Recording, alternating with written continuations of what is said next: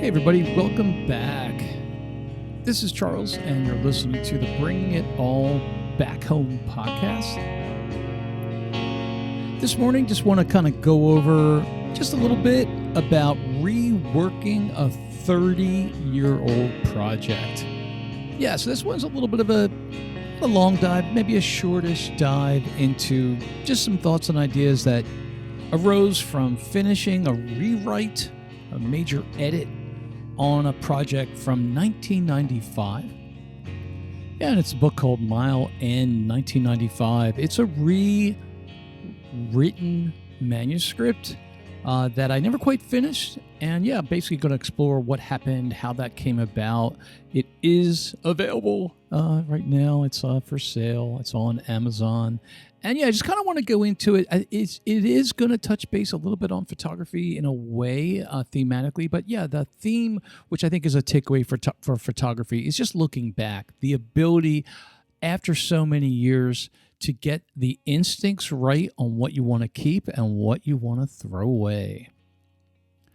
Yeah, let me jump in. So 30 years ago, literally 30 years ago, I was able to just break away from the routine I'd been in, sell a lot of stuff, including a car, was able to earn a little bump in money doing something a little bit bizarre. I'd done a lab rat kind of volunteering thing at Thomas Jefferson Clinical Research Unit, so where we all kind of had to camp out for close to 2 weeks. Got a nice big paycheck for doing this volunteer medical study on this experimental drug that we were, again, I think I mentioned in the previous episode about this, we were not the last part of the clinical trial. We were just the so-called healthy volunteers to make sure there were no bad reactions. And yeah, pretty much ended in a certain era of living on the college campus town of Glassboro. And this very much, again, based on that last episode where I touched on this was very much like a pretty obvious last chance adventure. But what had really helped was that prior to going to this, I've been training myself along with the incredible help of my roommate Kyle in fiction story writing, very, very autobiographical, just keeping your eyes open. I look back at it now like it was a type of photojournalism with the pen, a photojournalism with your typewriter. That way of it was not journaling. It was not diary writing. It was more like Kyle had his method and I had mine, and sometimes our methods sort of cross paths. We started not imitating, but we were influenced by each other. Like I could tell what some of the techniques Kyle was using, especially his humor, and that started coming into my stuff. I don't think I was necessarily influencing Kyle because Kyle was already very, very far gone as a writer. He didn't need any influence from me, but I think just that we both were at a stage where the real world was just something that could be turned into a story, and there it was the time of the slacker. Most people I bring this up have no idea what I'm talking about, but yeah, there was this sort of like grunge era slacker vibe. This is coming up into 1994, especially by 95, it was already fading away to some degree. But yeah, we had our little kind of like a grad school factory in this apartment where the goal was convert that weirdness that just happened the night before into a short story or potentially a short novel, or even better, a big novel. So not much really goes on in a college town when you don't have much money, living very close, if not below the poverty line. But now suddenly I had a chance to break away. So my journey that summer on paper involved 1, 2, 3, 4, 5 different major locations. But that doesn't even really begin to explain why it was so important to me. So if I just said, hey, last summer I took 4 months or 6 months off and I went to these 5 or 6 different really interesting locations. It doesn't necessarily mean it was going to be a life-changing experience. Somehow I lucked out where it really was a life-changing experience. I can, sometimes you can look back on your life and go, there's a before and after. And for me, it was the summer of 95. I wanted to come back to it this summer in some way. And what I felt would be appropriate was to one more time go back to this manuscript, which was never finished.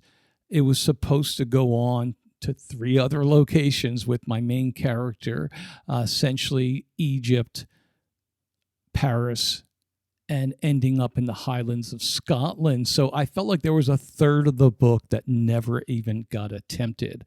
There was literally never even a first draft to complete it. That's a whole nother story, why it didn't happen, but it didn't. And I got a chance in 2000 or so to explore one of the earliest versions of self-publishing, which was from a company called Ex Libris. And their method was more or less submit a manuscript, pay a certain fee. They will self-print a certain number of editions, which then the person can order through their website. It was not attached to Amazon yet. Amazon wasn't even really... I could be wrong, but I don't think Amazon was really quite embracing these independent companies yet. They would shortly after. So I think within a year or two, Amazon was picking up these independent self-published stuff. Anyhow, I sort of rushed together the manuscript. I felt like, well, at least I can kind of, get some of this stuff out, especially to some of the people I'd met during this trip. Years go by, and by 2007, I'd already thought of finishing the story, and then that never really took off. I never quite could. I felt like it was gone. Like it just wasn't in my head anymore to be able to recapture that feeling for that story. And then during the 2010s and up to 2012 or so, it started bugging me when I would go back to the book, because I could find certain scenes, especially certain descriptive scenes of the landscape or certain descriptive scenes inside the main character's head, which I was like, yeah, cool. That still rings true. Like that is still a good line. Just like the way you could go back to your photos and just go, yeah, this one has a wonderful emotion to this photo, or this one still, kicks it out. Something about the colors, something about the moment is still really speaking to you. And I think one of the reasons I wanted to bring it back on this podcast to talk about it today, one of the things was to just the advantage of re-evaluating any of your work, especially if it's photography, with the distance of time. It's interesting because it's not like, after a certain amount of time, your views will never change. I just think there becomes, this may be totally obvious, but as the years go by and as you go back to folders and projects and images that you did 5 years ago, 10 years ago, let alone 15 years ago, your brain gets so much sharper in knowing what you like and knowing what you're looking for. And it's not so much that you'll suddenly rediscover something you neglected, but I think, at the time, the first time you rate those photos, and within the first 2 or 3 years of going back to those photos, you sort of have still this memory of the actual shoot. Images are coming back and you're suddenly reliving the shoot. Whereas with the advantage of 10 years, let alone 15, or in this case with this novel project, 30 freaking years, I'm able to just look at the work itself. I'm able to just look at it line by line, sentence by sentence. And essentially for me, this was a wonderful experience because I was able to reduce and just delete anything that made me cringe. So I kind of just had these notes for my reworking of the manuscript, which was take out the cringe. Like, and they had become very, very sharp, in a way. I was, just like the way you go back on your images and go like, this image is fine, but I need to change this. I need to do something different with the contrast. I need to slightly Photoshop out this one area that's distracting your eye. So I think there is a correlation, but I think in general, what I loved about this was just it felt so detached in a really good way, so that I could just go through the manuscript and just take out the cringe. And then eventually I was going much deeper. And that's where I could try to explain a little bit about it. Was basically the premise of the book was highly inspired by a paperback that was on this kibbutz where I had spent majority of the summer, kibbutz Daphna, which was all the way up to the border of Israel and Lebanon and just over to the other side, Syria, but especially Lebanon. We were being shelled. We were being attacked on a certain regular basis by these non-guided Russian rockets, mortars that were just called Katyusha rockets. That's a part of the adventure of the book. There is a sense of danger in a way, and a sense of this conflict between people at their prime of their youth, coming together as an escape. There was very much an escapism to doing this gap year abroad, or in my case, this last chance escapism, because I had essentially run out of the prime of my youth. I was already just turned 33, so didn't feel like it. I still felt like I was about 28, and I was hanging out with people who were in their early 20s. Some of us there, including my pal Ribs and Kenny, we were already over 30. But anyhow, the incongruity of this really idyllic area, beautiful area, farmland, and this wonderful hikes we could do up into the mountains, followed by this lifestyle of bomb shelters, and followed by this need to really get inebriated once the 6-day work week had finally let up, and we were doing some, in my case, what I thought was incredibly redundant and a kind of work shift that was not idyllic. So not all of us got to work in the fields. Some of us worked in this factory and with a lot of paint fumes, going a little bit on a tangent there. But anyway, the influence that I'm referring to, once I get to my point, was this paperback called Smilla's Sense of Snow. And I believe it was turned into a movie. It's really a forgotten movie. It's a forgotten paperback.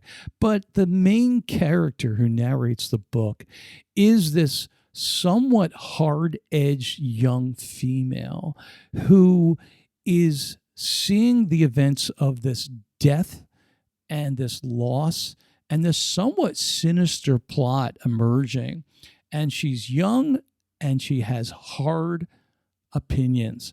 Her way of, bringing the reader into the narration, to some degree harkens back to a typical mystery novel with, instead of, Dashiell Hammett and this hard-edged, older, whiskey-drinking detective. Instead, it's this somewhat hardened young 20-year-old or young woman. And I thought, oh my God, like this is so perfect. I would love to take that fiction of a young female narrator and bring it into a way to extract what's going on with me in this summer. So it really helped push me, and I loved the idea. It was a male writer who came up with this this character, and there's a gazillion books out there where a male writer has a female protagonist. But what was different about Smilla's Sense of Snow, when it was written in the first person present tense, which I'd always felt was the easiest and most natural way to write, because it's no coincidence that that was the trigger that freed up Henry Miller, who also was taking his autobiographical experience as an expatriate and was screwing it up left and right for many years because he was stuck on trying to write like Dostoevsky, having these characters speak in past tense, third person. Once him and his friends pointed out that he was so brilliant in his first person present tense letters that they're like, there's your voice, Henry. There's your voice. Just right, with the I, right? Talk about what's happening right now. And essentially he just slightly fictionalized it because he would go off on these thematic rants, and essentially, it's what you leave out in autobiographical fiction to make it stand above just a journal or a diary. So Smell a Sense of Snow was a real inspiration. My character, who started the book through this loss, this meaningless death by auto, was my inspiration for really writing the book. So once the trip was over, I began slowly, very, very, very slowly coming out with the first couple of pages written on a manual typewriter. And the beginning days, like literally the first 3 months of composing this book, it was extremely slow because I had never written like that before. I'd never once attempted to find a voice of someone who was 20 years old and female and with a hard edge to them, to the point where that hard edge could come off in a kind of irritable way. She was somewhat of an unlikable character, but my idea was you would feel sympathy for her based on the fact that she had experienced a lot of essentially trauma. She had experienced some kind of loss that she was unable to process, and her, you would look at it now as a kind of PTSD. Her inability to really process this loss spilled into this moronic idea of just imitating her brother and going off on a trip that he would have done, not really her. So that was the angle. So when she suddenly arrives in London and she meets his old friends, that's where the novel takes off in this part of the East End called Limehouse, and the nearest tube station is Mile End. And I absolutely love that word, that phrase. It has something just so pure to it. Mile End. You can essentially. It's one of those tube stops and actual locations in the East End of London that just keeps giving, because it's a very evocative phrase. The Mile End. Cut to the chase. It's 30 years later. I'm going back and looking through the book, and I feel now that I didn't do justice to her character. I felt like I could look back now and I just feel like for every bit I got right, there were just so many other places where I feel like the tone just went off. And instead of being hard-edged and very, very, very decisive, I felt like her name was Darian, that people called her Dari. Her narrative started becoming annoying, at least to me. And on the other hand, and then again, that's 30 years looking back, and I may be way too critical on my own stuff there. I just felt like, there's a story here that is autobiographical, and I'd like to just deliver that as a revised version, going back to the kind of photojournalism idea that this was a very well documented, at least 2/3 of a trip. And I felt like also too, because there's so many things that occur in this book that are gone now forever. There was an optimism at that time politically, because the USSR had just broken apart and freed up all these satellite places that were no longer had to become, this oppressive regime. There were opportunities in both Washington and Ramallah that possibly a compromise could work after the very, very controversial history of the Middle East, including, of course, basically the land of Israel, and how that was, started on an ideal that maybe there would be a homeland for people who were being expelled in Europe. And then instead, what became was a disaster for the Palestinians who, through no fault of their own, suddenly had to take the brunt of the end of the Ottoman Empire, etc. And I don't want to go all political, but yeah, my sensitivity at that time in '95 was, unless there's a two-state solution, unless they can finally come to a compromise from both sides, this place is doomed. And what I also, of course, since especially for the last year or two, I have been reading quite a few different books, especially this wonderful book called Jerusalem, a Biography. I'll leave a link to it.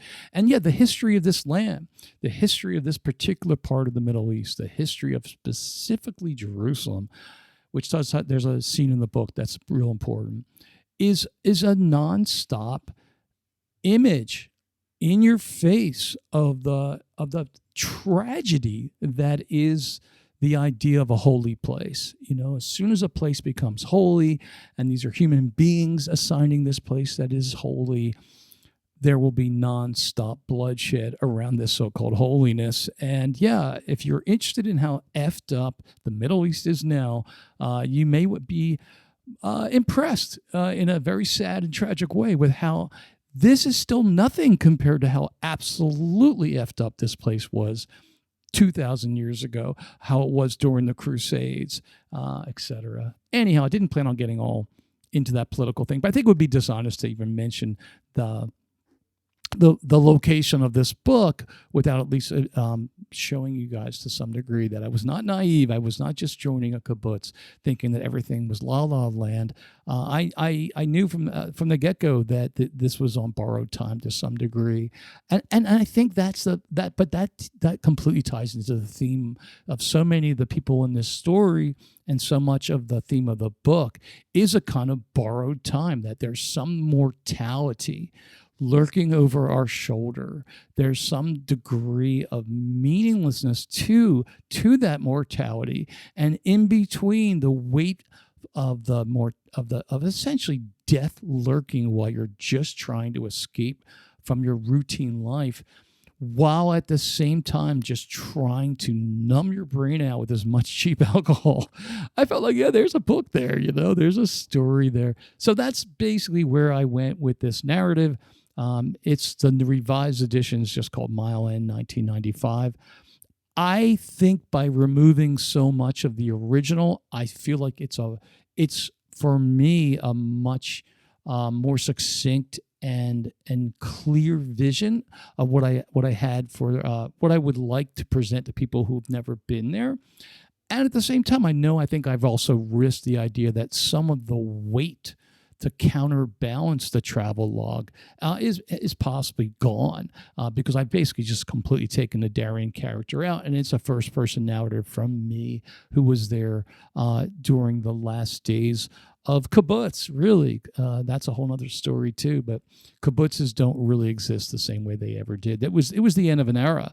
Within just weeks of me leaving the kibbutz and then going on to Egypt, and like I said, Paris and Scotland, within just weeks, the first signs that the peace agreement, the Oslo Accords, the chance that there might be a compromise that could produce peace, was assassinated, like right in one of the same areas where I keep going back visually, this place called Dizengoff Square. The Prime Minister of Israel was assassinated by a far-right fanatic. And yeah, unfortunately, I feel like so much of the world right now is in the hands of fanatics, who just believe one thing only. We can only take the most extreme view, and yeah, unfortunately, a lot of stuff is coming to a head where a lot of things that could have happened were essentially deeply divided scenarios, which are seemingly hopeless. When I was there in 1995, that was not the case.